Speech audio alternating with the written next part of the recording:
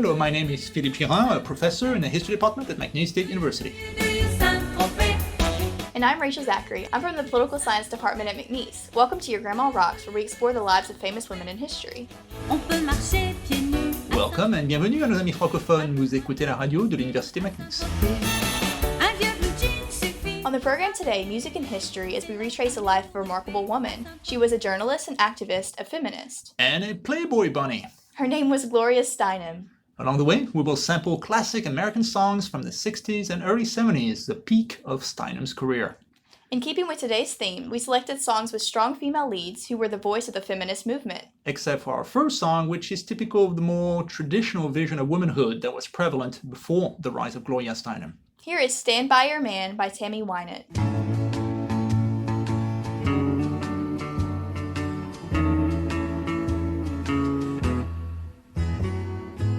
Sometimes it's hard to be a woman, giving all your love to just one man. You'll have bad times and he'll have good times, doing things that you don't understand. But if you love him, you'll forgive him, even though he's hard to understand.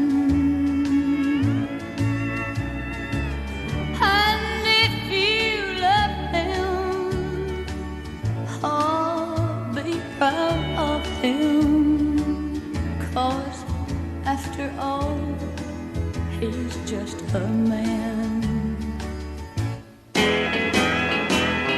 Stand by your man, give him 2 arms to cling to, and something warm to come to when nights are cold and lonely. Stand by your man. Stand by your man and show the world you love him. Keep giving all the love you can. Stand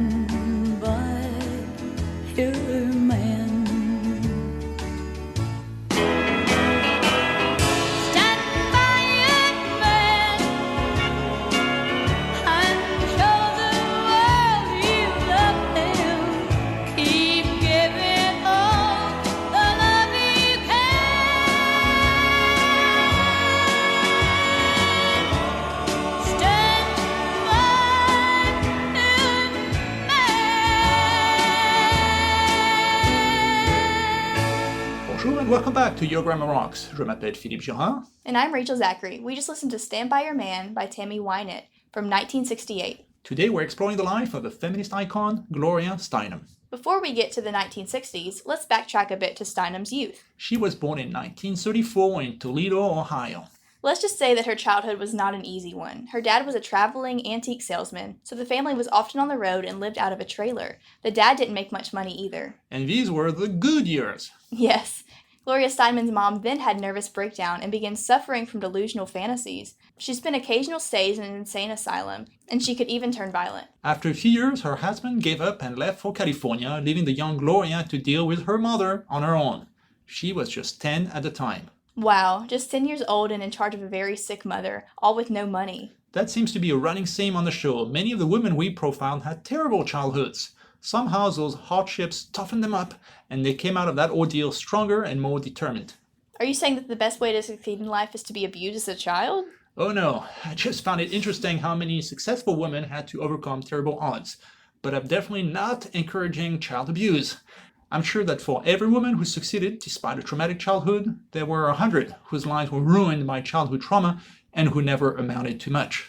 Aside from her dad abandoning her and her mother suffering from mental ups and downs, Gloria Steinem also had to deal with a world that was not exactly welcoming for women. Correct. Gloria Steinem's mother struggled to find jobs not only because of her mental condition, but also because many careers were closed to women. For a short period during World War II, women were actually encouraged to work in traditional male fields like heavy industry because of the shortage of workers. That was the famous Rosie the Riveter campaign. Yes, but as soon as World War II ended, women were pushed out of the workforce to make room for the returning veterans. For the next 20 years, women were instead encouraged to stay home and embrace domestic pursuits. Except that Gloria Steinem's mother, as a single mom, did not have that luxury. According to Gloria Steinem, the psychiatric profession also treated her mom in a dismissive manner because she was a woman. The vibe she got from doctors was that women were naturally prone to this kind of erratic behavior. In other words, her mom was just being hysterical. Yes, that word hysterical is an interesting one. It comes from the Greek word for uterus, and psychiatrics long thought that hysteria was a condition that was specific to women. Talk about sexism. It's really unfair. All right, calm down. No need to get all upset about it. Very funny. But before we go any further, why don't we listen to another song? With all that happened between Gloria Steinem's mom and dad, maybe a man-hating breakup song is in order? I have just what you need. You're no good by Linda Ronstadt. Welcome back. I'm Rachel Zachary, co-host of Your Grandma Rocks, your favorite women's history show on KBYS. On the program today, Gloria Steinem. Et je suis Philippe Durand, vous écoutez la radio de l'Université McNeese. We just listened to You're No Good by Linda Ronstadt. Before the break, we retraced Gloria Steinem's difficult childhood. Her mother suffered from psychiatric ailments and her dad abandoned his family when Gloria was just 10. That period shaped Gloria Steinem's career as an activist. She became convinced that women were not always getting the treatment they deserved, whether in the workplace or in the medical field. She also got disillusioned by the whole notion of marriage and motherhood. That by itself was pretty groundbreaking for her time. Getting married at 18 and having babies right away was the dominant model for women of her generation. Here's what Gloria Steinem had to say about marriage. Quote, in the 1950s, once you were married, you become what your husband was, so it seemed like the last choice you'd ever have. I'd already been the very small parent of a very big child, my mother. I didn't want to end up taking care of someone else. Luckily, she was smart, so she had other options. She went to Smith College. Fun fact, other notable alums of Smith College include Betty Friedan, the class of 1942, and Nancy Reagan, class of 1943. Betty Friedan went on to become the author of The Feminine Mystique, which paved the way for the feminist revolution in the 1960s, but Nancy Reagan became the wife of Ronald Reagan, the hero of the conservative movement. So from the get-go, Gloria Steinem had two very different role models to follow. And obviously she ended up following the model set by Betty Friedan, not Nancy Reagan, or Julia Child, another notable alum from Smith College. Yes, the world would have been a very different place if Gloria Steinem had become a French chef. But she had her eyes set on politics. She majored in political science, like yourself, which was unusual for a woman of her time. She did very well, graduating as a member of the Phi Beta Kappa, a prestigious honor society. Then she went on to spend 2 years in India as a recipient of the Chester Bowles Asian Fellowship. Wow, Smith College, Phi Beta Kappa, 2 years international experience. You'd think that companies would roll out the red carpet for an employee of her caliber. And yet, she struggled to make her niche in the profession of her choice, journalism. If she had wanted to take care of the society page of the cooking section, she probably would have made it, but she wanted to cover serious topics like politics, which were reserved for men. So she ended up working as a freelance writer so that she could select the topics that she wanted. Her first big article came out in 1962. It dealt with the difficult choices that women had to make between having a career and having a family. Exactly the topic of Betty Friedan's famous Feminine Mystique, a book that came out a year later. The main idea was to balance work and family. But for that, women needed some effective contraception technique in order to control how many children they would bear. That technique was the birth control pill, which was first made available in the US in 1960. The bill was a true revolution. Women could now be sexually active and still get to decide whether to have children or a career. Oh, both. Ideally, you could have it all. Best of all, contrary to a condom, the pill is controlled by the female partner. Time for another song? Yes, Loretta Lynn is next. I've always had you down for a disco fan, but apparently you're into country music now? Not really, but our next song fits our program so well that I had to play it. It's called, you guessed it, The Pill.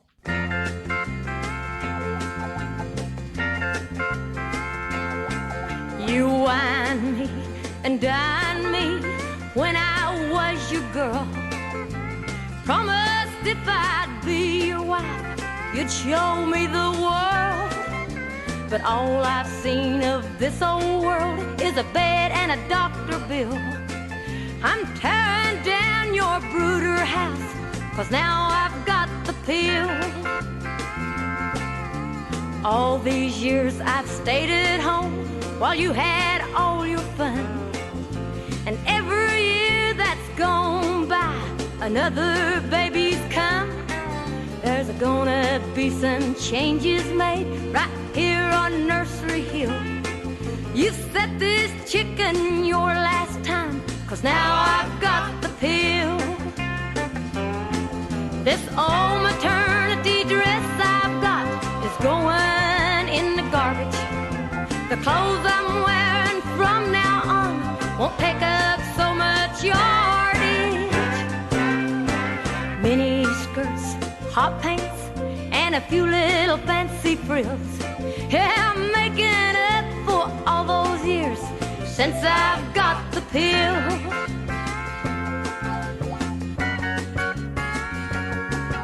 I'm tired of all your crowing, how you and your hens play, while holding a couple in my arms, another's on the way. This chicken's done tore up her nest, and I'm ready to make a deal. And you can't afford to turn it down, 'cause you know I've got the pill. This incubator is overused because you've kept it filled. The feeling good comes easy now since I've got the pill. It's getting dark, it's roosting time. Tonight's too good to be real. Oh, but Daddy, don't you worry none, 'cause Mama's got the pill. Oh, Daddy, don't you worry none, 'cause Mama's got the pill. Bonjour à tous and welcome back to Your Grammar Rocks on KBYS. This was The Pill by Loretta Lynn. Je suis Philippe Girard. And I'm Rachel Zachary. Today we're covering the life of a journalist and activist, Gloria Steinem. When we stopped for our last musical break, she was on the cusp of something big. She had graduated from Smith College and published her first big article. The legalization of the birth control pill in 1960 also allowed women like Steinem to explore their sexuality without fear of unintended pregnancies. And exploring she did. She definitely did not fit the caricature of the ugly feminist with a mustache and unshaved legs. Oh no, she was an extremely attractive woman who was not afraid of dressing the part. That actually angered some older, more traditional feminists. Maxine Cheshire once wrote that Steinem was, quote, the mini-skirted pinup girl of the intelligentsia. Ouch. But to young women of the 60s, she was an icon. She was a career woman and a sexy woman who could still land a boyfriend. Her physical appearance also helped her with the big next assignment as a journalist, undercover work, a Playboy bunny. Yep, the 1960s were the heyday of the Playboy clubs, private clubs featuring young, attractive women in a bunny outfit.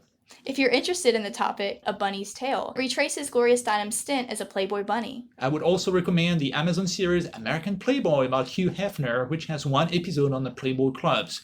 That series portrays Hugh Hefner as a hero of the civil rights movement, which is very different from what Gloria Steinem experienced. That's for sure. According to Steinem, the Playboy clubs were oppressive work environments where women objectified, paid less than men, and constantly harassed by horny male customers. The article made quite a splash, but it did not help Steinem's career as a journalist. She was viewed as a troublemaker and had a hard time finding assignments after that. That's what feminists call the glass ceiling. It's relatively easy for women to get positions like secretaries, but when they try to go up the ranks and ruffle some feathers along the way, they often hit an invisible barrier. That reminds me of the 2016 election when Hillary Clinton planned to celebrate her victory in a building with an actual glass ceiling. And that glass ceiling was still there by the time the votes were counted. It sure was. But let's get back to Gloria Steinem. To get ahead, she had a simple solution. If magazines would not hire her, she would simply start her own magazine. And in the 1970s, she was a co-founder of Ms. Magazine. And that's Ms. M.S. period, not Miss or Mrs. The idea being that men are always called Mr. because they are not defined by whether they're married or not, and neither should women. So let's use the neutral term to address professional women. Also of known, the cover of the first issue of Ms. Magazine featured a very special woman who had been a childhood hero of Gloria Steinem. And that would be... Wonder Woman. We did a show about her. Oh, I remember that show. Bondage, plural marriage, lie detector test. It was quite a story. Oh yes, but back to Gloria Steinem. We keep getting sidetracked. The 1960s saw two great campaigns for equality. The first was a campaign for income equality, the War on Poverty. The second was a campaign for racial equality, the Civil Rights Movement. Gloria Steinem supported both, but by the late 60s, she thought that the time had come for the third campaign, the time for gender equality. In 1969, she wrote an article entitled After Black Power, Women's Liberation. This will take us through the next phase of her career as a feminist icon. But first, a song. What's on the list? Well, I thought it would be proper to include one of the most famous protest songs of the 60s, Blowing in the Wind. Bob Dylan? Well, it's a women's history show, so I figured we should go with a version by Joan Baez. How many roads must a man walk down before you call him a man? How many seas must the white dove sail before she sleeps in the sand? How many times must the cannonballs fly before they're forever banned? The answer, my friend, is blowing in the wind. The answer is blowing in the wind. How many years can a mountain exist before it's washed to the sea? How many years must some people exist before they're allowed to be free? And how many times can a man turn his head and pretend that he just doesn't see the answer? The answer, my friend, is blowing in the wind. The answer is blowing in the wind. How many times can a man look up before he sees the sky? How many ears must one person have before he can hear people cry? And how many deaths will it take till he knows that too many people have died? The answer, my friends, is blowing in the wind. The answer is blowing in the wind. Oh, the answer, my friends, is blowing in the wind. The answer is blowing in the wind.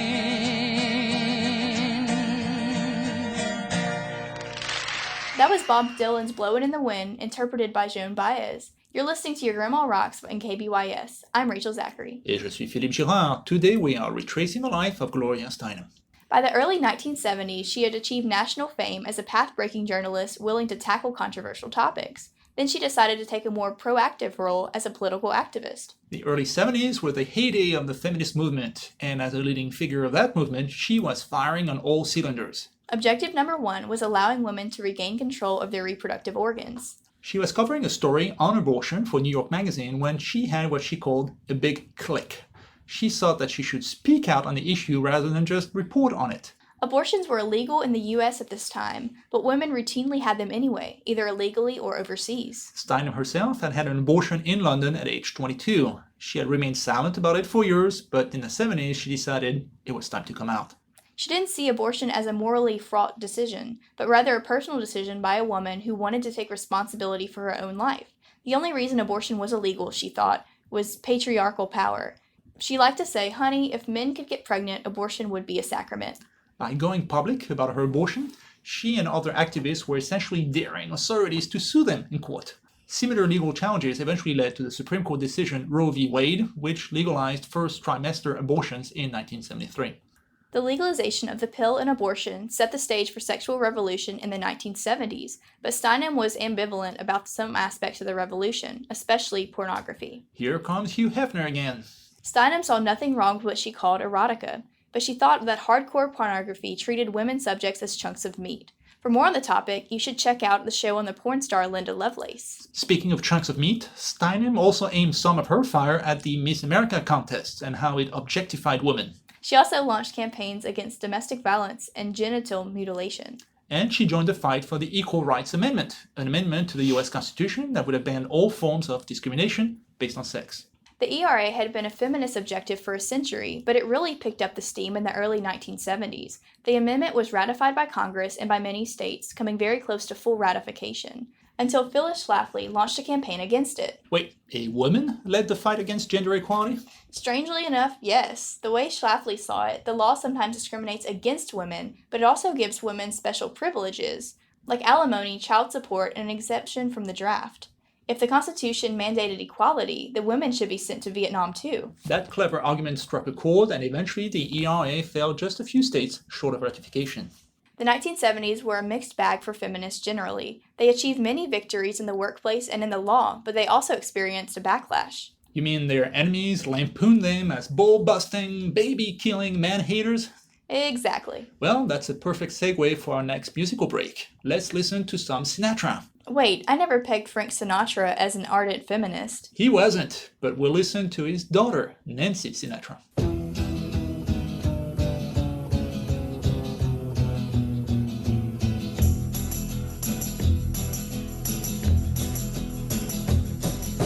You keep saying you got something for me,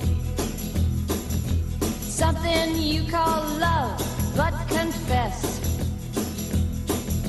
you've been a messin' where you shouldn't have been a messin', and now someone else is getting all your best. These boots are made for walking, and that's just what they'll do. One of these days these boots are gonna walk all over you.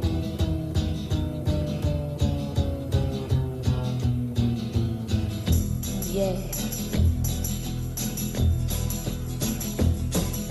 You keep lying when you ought to be truthin',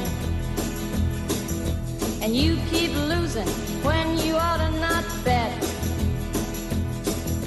You keep saying when you ought to be a-changin'. Now what's right is right, but you ain't been right yet. These boots are made for walking, and that's just what they'll do. One of these days these boots are gonna walk all over you.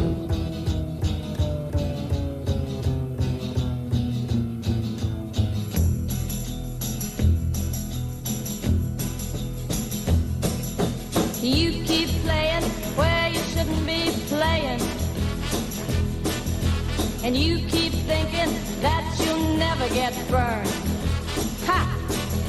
I just found me a brand new box of matches, yeah. And what he knows you ain't had time to learn. These boots are made for walking, and that's just what they'll do. One of these days these boots are gonna walk all over you. Bienvenue à tous, vous écoutez la radio de l'Université McNeese. Je m'appelle Philippe Girard. And I'm Rachel Zachary.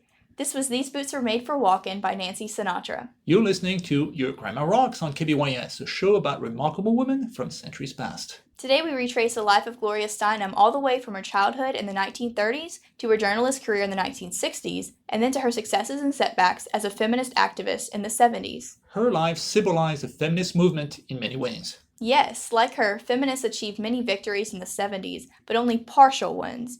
Equal pay for equal work is still not always the norm today. Women still struggle to make it at the top rung of the ladder in business and politics, and reproductive freedom is still under legal assault. Even though Gloria Steinem was an icon of the feminist movement, her relationship with other feminists was not always smooth. We already noted that conservative feminists resented her good looks and sexy wardrobe. She also made enemies in academia when she accused feminist theorists of being needlessly obscure. For Gloria Steinem, using theoretical jargon may have gotten those scholars tenure at universities, but it did nothing to advance the feminist agenda. She remained active in politics ever since. She supported the presidential campaign of George McGovern in 1972, and then Hillary Clinton in 2008 and 2016. All three of which failed. Correct. In the 1980s, she also spoke out against the nomination of Clarence Thomas to the Supreme Court. She still regularly appears on TV and the lecture circuit. I happened to see her speak in the 1990s when I was a grad student at Ohio University, and she came to give a speech. She's definitely far left of the center on many issues in a way that can be grating but also captivating. She's quite a fascinating figure. Unpredictable, too. Throughout her life, she remained unmarried, saying that a woman needs a man like a fish needs a bicycle. And then in 2000, she got married to David Bale. That's the father of actor Christian Bale. Sadly, he died of brain cancer just 3 years later after the wedding. So good news to all the men out there. She's single. She recently celebrated her 80th birthday. She's been very open about her aging. Contrary to women of the 50s who would lie about their age or get cosmetic surgery, she's had candid portraits taken of her at various milestones in her life for magazines and such. What a life. We're glad we got to share it with you. Quelle vie incroyable en effet. This program was funded by the Juliet Hartner Grant for Women in the Humanities. For more information on how to help finance fellowships at McNeese, contact the Foundation at 337-475-5588.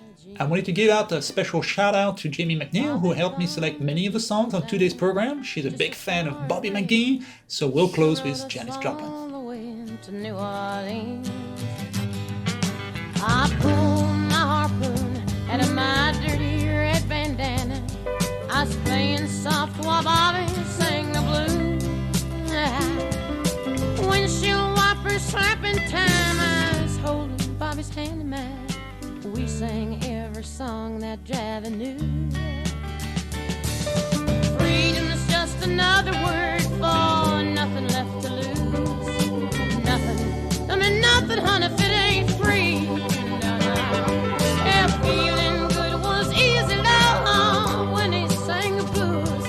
You know, feeling good was good enough for me. Good enough for me and my Bobby, yeah.